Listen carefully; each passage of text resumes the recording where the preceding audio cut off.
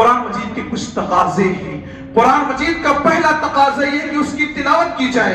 وَرَتِّلِ الْقُرْآنَ تَرْتِيلًا، قرآن مجید کو ٹھہر ٹھہر کر پڑھو۔ اللہ تعالیٰ آرڈر دیتا ہے اپنے نبی کو، قرآن مجید کی تلاوت آپ کیجئے۔ نبی کے ذریعے یہ میسج، یہ پیغام ہے ہم پبلک کے لیے کہ ہر ایک کو قرآن مجید پڑھنا چاہیے اور قرآن ٹھہر ٹھہر کر پڑھنا چاہیے۔ صحیح بخاری کی روایت ہے، اللہ تعالیٰ نے کسی کی آواز کو اتنا دھیان سے نہیں سنا جتنا نبی کی ترتیل کو دھیان سے سنا ہے۔ ترتیل سے ٹھہر ٹھہر کر پڑھو، اور قرآن مجید کی جب تلاوت ہو تو غور سے سنو۔ کچھ لوگوں کو دیکھا گیا موبائل چالو کر دیا، کچن کا کام چل رہا ہے، برتن دھویا جا رہا ہے، لڑکے لڑائی کر رہے ہیں، آوازیں آ رہی ہیں، قرآن مجید کی تلاوت دب کر رہ جاتی ہے۔ یہ معاملہ نہیں ہونا چاہیے۔ قرآن مجید کی تلاوت ہو تو غور سے سنا جائے۔ اللہ کا فرمان ہے وَإِذَا قُرِئَ الْقُرْآنُ فَاسْتَمِعُوا لَهُ وَأَنصِتُوا، اے لوگو جب قرآن مجید کی تلاوت ہو تو کان لگا کر سنو اور خاموش ہو جایا کرو، خاموش ہو جایا کرو، غور سے سنا کرو، دماغ لگا کر سنا کرو، ادھر ادھر بزی نہ ہو جایا کرو۔ اور قرآن مجید کی تلاوت کو نہ سننا یہ کافروں کا کام ہے، یہ غیر مسلموں کا کام ہے۔ اللہ کے نبی صلی اللہ علیہ وسلم جب قرآن مجید کی تلاوت کرتے کافر اکٹھا ہوتے، شور ہنگامہ کرتے تاکہ نبی قرآن کی قرأت نہ کر پائے۔ اللہ نے ذکر فرمایا ان کافروں کے بارے میں، وقال الذین کفروا لا تسمعوا لهذا القرآن والغوا فیہ لعلکم تغلبون۔ کافروں نے کہا، آپس میں بات پھیلائی، لوگوں کو یہ میسج دیا کہ کسی بھی حالت میں نبی کی قرآن مجید کی آواز نہیں آنی چاہیے، نہیں سننا ہے کسی کو، بائیکاٹ کر دو، نبی کی قرأت کو بائیکاٹ کر دو، قرآن مجید کی تلاوت کوئی نہیں سنے گا۔ اور اگر قرآن مجید کی تلاوت کی آواز کہیں آ رہی ہے تو وہاں پر شور ہنگامہ کرنا ہوگا۔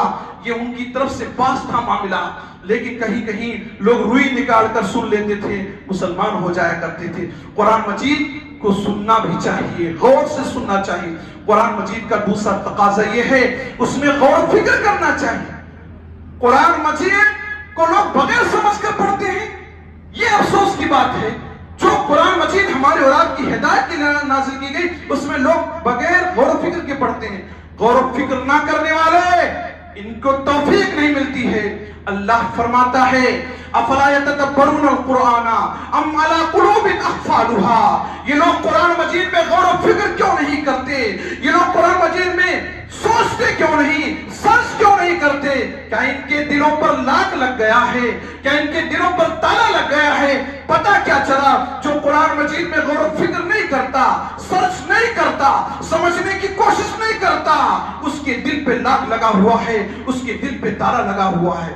برا ہو ان لوگوں کو جو مسلمانوں کو بھی قرآن مجید کو سمجھنے سے روکتے ہیں، کہتے ہیں ترجمہ کی کتاب مت پڑھو، مسجدوں سے درس قرآن لوگ نہیں دیتے ہیں، کہتے ہیں قرآن مجید مشکل ہے، سمجھنا تمہارا کام نہیں۔ بڑے بڑے جامعات سے، بڑے بڑے مدارس سے جو فارغ ہوں گے وہی قرآن مجید سمجھ پائیں گے۔ میں کہتا ہوں ساری دنیا کی ہدایت کے لیے قرآن مجید نازل کیا گیا، کیا آپ نہیں سمجھ سکتے؟ ہم نہیں سمجھ سکتے؟ کیا اللہ نہیں جانتا تھا کہ پڑھے لکھے لوگ اور کچھ کم پڑھے لکھے لوگ بھی ہیں؟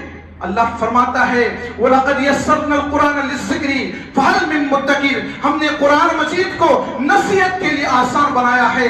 کیا ہے کوئی سوچنے والا؟ کیا ہے کوئی غور کرنے والا؟ کیا ہے کوئی فکر کرنے والا؟ کیا ہے کوئی سمجھنے والا؟ اللہ کہتا ہے قرآن مجید آسان ہے، اور اگر کوئی مولوی کہے، کوئی آدمی کہے کہ قرآن مجید مشکل ہے، تم سمجھ نہیں سکتے، انگلش تم سمجھتے ہو، دوسری زبانیں تم سمجھتے ہو، کیا قرآن مجید نہیں سمجھ سکتے؟ جس کو اللہ تعالیٰ نے آسان بنایا اس میں غور و فکر کرنا ہے، اس کو سمجھنا ہے۔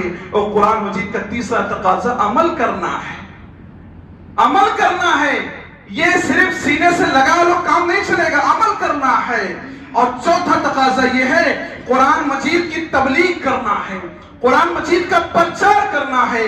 اللہ فرماتا ہے یا ایھا الرسول بلغ ما انزل الیک من ربک، اے رسول اکرم صلی اللہ علیہ وسلم جو قرآن آپ تک پہنچا ہے اس کی تبلیغ کیجئے، اس کا پرچار کیجئے۔ اگر آپ نے تبلیغ نہیں کیا، قرآن کے مفہوم کو نہیں سمجھایا، فما بلغت رسالتہ، اس کا حق ادا نہیں کیا، قرآن مجید کی تبلیغ کرو گے تو اللہ تمہاری حفاظت فرمائے گا۔ اللہ فرماتا ہے واللہ یعصمک من الناس، اللہ تمہاری حفاظت فرمائے گا، کوئی تم کو ٹچ نہیں کر سکتا، کوئی تم کو ستا نہیں سکتا۔ نبی کو یہ حکم ہے قرآن مجید کی تبلیغ کرو، حفاظت کرنا میرا کام ہے۔ پوری دنیا نبی کے مخالف تھی، کیا کوئی مار پائے؟ نبی کو تبھی موت آئی، گھر تک گھیر لیا، لیکن اللہ نے سیفٹی کے ساتھ مکہ سے نکال کر مدینہ پہنچا دیا۔ قرآن مجید کی تبلیغ جو کرے گا، جو پرچار کرے گا، جو درس دے گا، جو سمجھائے گا، جو پڑھائے گا، اللہ اس کی حفاظت فرمائے گا۔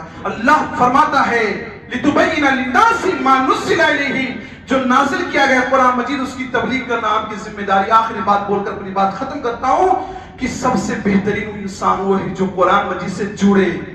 صحیح بخاری کی روایت ہے، عثمان رضی اللہ عنہ روایت کے راوی فرماتے ہیں کہ اللہ کے نبی صلی اللہ علیہ وسلم نے ارشاد فرمایا خیرکم من تعلم القرآن وعلمہ۔ اس بات کو ذہن میں بٹھاؤ، قرآن پڑھنے والا، پڑھانے والا تم میں سب سے بہتر ہے۔ یہ بچے جو مسجدوں میں پڑھتے ہیں ان کو حقیر نہ سمجھو، انہیں ذلیل نہ سمجھو۔ اللہ کے نبی فرماتے ہیں قرآن مجید پڑھنے والا تم میں سب سے افضل ہے، اور قرآن مجید پڑھانے والے علماء ہو یا کوئی اور ہو یہ تم میں سب سے افضل ہیں، سب سے بہتر ہیں۔ قرآن مجید پڑھنے والا، پڑھانے والا، تبلیغ کرنے والا، پرچار کرنے والا سب سے بہتر ہے۔ اگر آپ پڑھ نہیں سکتے، پڑھا نہیں سکتے، اس کی تبلیغ کا حصہ بنے۔ کیسے حصہ بنے؟ جو جامعات، جو مدارس قائم ہیں، بڑے بڑے، چھوٹے چھوٹے، آپ کی مسجد میں ہر جگہ جہاں جہاں قرآن مجید کی تعلیم ہوتی ہو آپ اپنے پیسے کو لگائیں، دولت کو لگائیں، تاکہ جو تبلیغ کا کام ہو رہا ہے، ترویج کا کام ہو رہا ہے، نشر و ارشاد کا کام ہو رہا ہے، اس پر یہ چیز رکاوٹ نہ آئے۔ آپ نہیں کر سکتے کام، دوسرے لوگ کر رہے ہیں، ان کا سہیوگ کیجئے، ان کی مدد کیجئے۔ کتابیں لوگ لکھتے ہیں، کتاب کو چھپوا کر اس کو بٹوا دیں، قرآن مجید کی تفسیر یا اس طرح کی چیزیں، آپ اس میں حصہ بنیں۔ تو ضرورت اس بات کی قرآن مجید یہ بہت عظیم کتاب ہے، عظیم نبی پر نازل ہوئی سب سے افضل کتاب ہے، اور قیامت تک یہ معجزہ ہے۔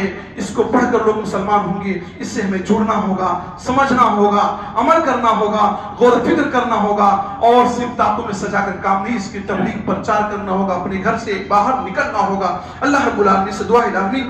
کہنے سننے کے مطابق تمام مسلمان بھائیوں کو عمل کرنے کی توفیق دے۔ الہ جو کچھ کمیاں، کوتاہیاں یا زیادتیاں ہوئی ہوں ہم سے، الہ ان کمیوں، کوتاہیوں کو درگزر فرما۔ الہ جب تک ہم کو اس دنیا میں زندہ رکھ، اسلام پر زندہ رکھ، اور جب ہمارا خاتمہ کر ایمان پر، آمین۔ وآخر دعوانا الحمدللہ۔